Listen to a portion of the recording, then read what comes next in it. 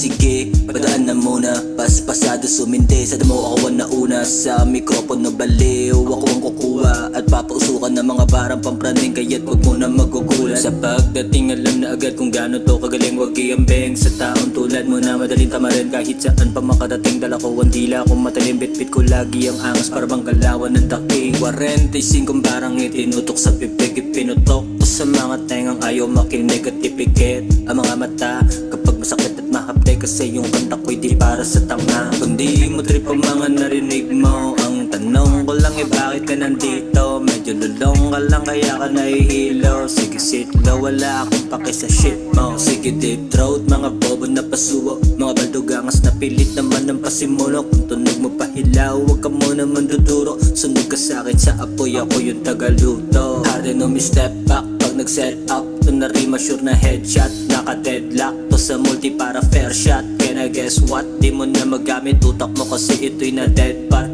Aba iyo, wag mo ako sagarin. Kung yung utak panlababo di pwede magmalalim.